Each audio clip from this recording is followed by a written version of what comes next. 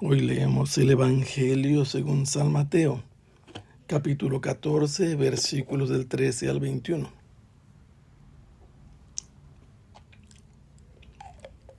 En aquel tiempo, al enterarse Jesús de la muerte de Juan el Bautista, subió a una barca y se dirigió a un lugar apartado y solitario.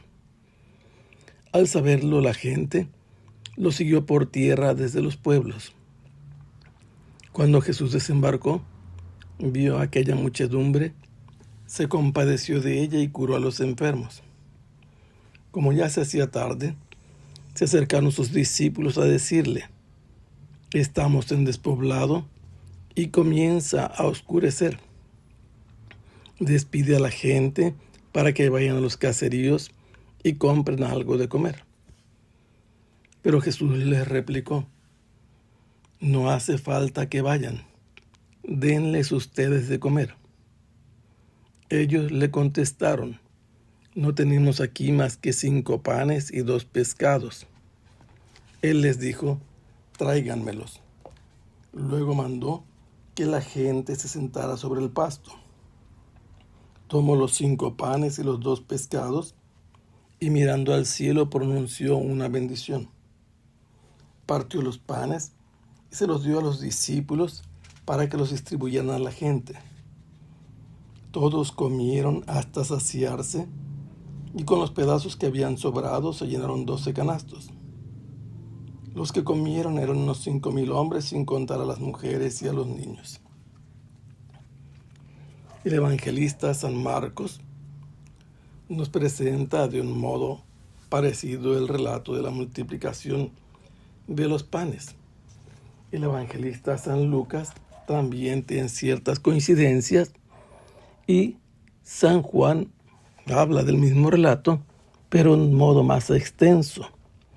Mateo y Marcos nos hablan de 2 multiplicaciones de panes en una parte que llaman la sección de los panes los que estudian los evangelios.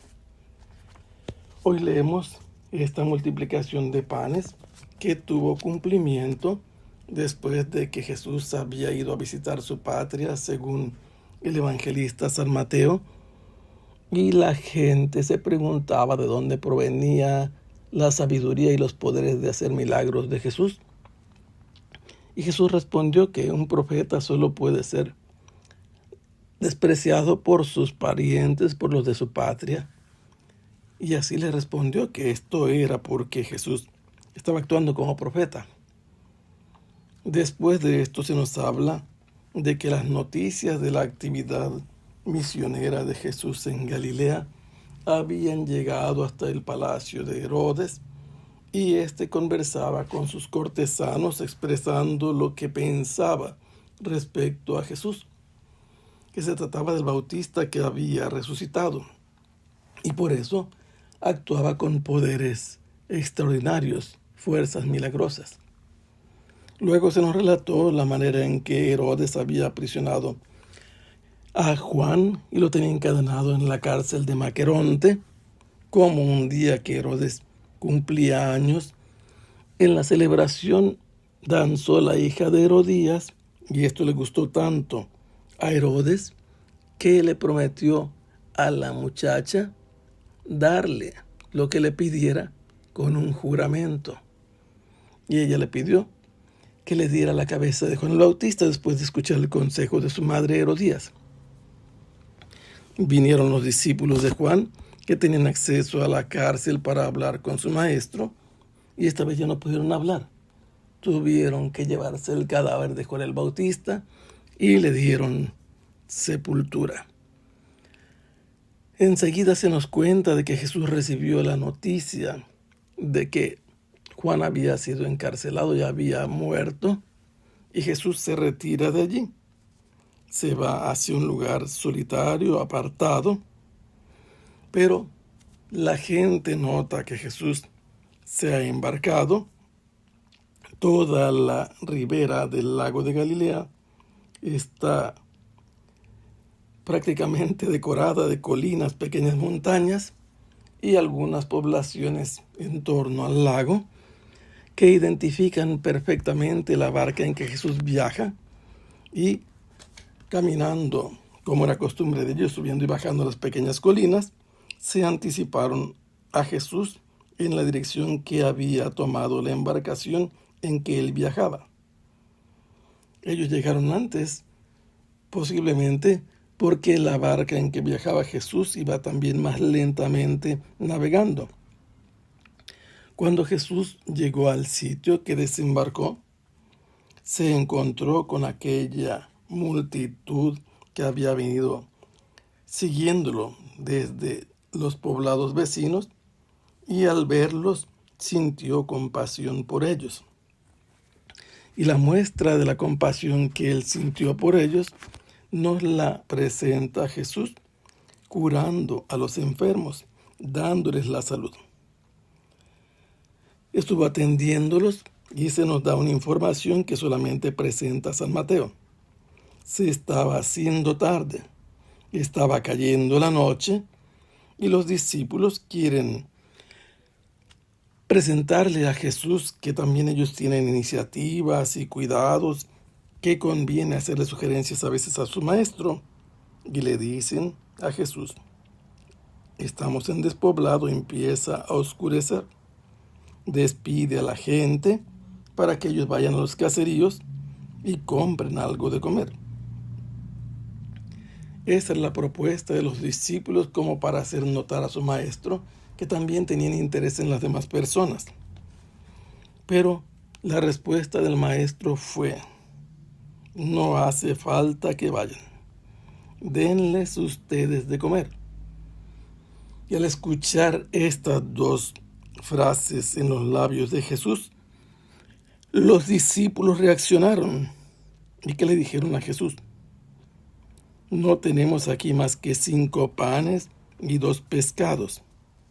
Esto nos dice que se trata del mismo milagro que Jesús hizo y que fue relatado por Juan. Jesús le ordenó a los discípulos que le trajeran los 5 panes y los 2 pescados. Luego hizo que la gente se sentara sobre el pasto. Y una vez que la gente se había sentado sobre el pasto, Jesús tomó los panes en sus manos y los 2 pescados, elevó su mirada hacia el cielo y luego de sus labios brotó el sonido de una bendición, partió los panes y los puso en manos de los discípulos para que ellos fueran distribuyéndolos a la gente. Los discípulos le llevaron todo esto a la gente. No había más, no había lonches, nadie puso en común lo que traía. En ninguna parte del Evangelio nos dice eso. De estos 5 panes y 2 pescados, distribuyeron los discípulos y todos los que estaban allí comieron hasta quedar satisfechos. Y los sobrantes de aquel banquete, en ese lugar desértico, en ese lugar donde no había gente, fueron 12 canastos.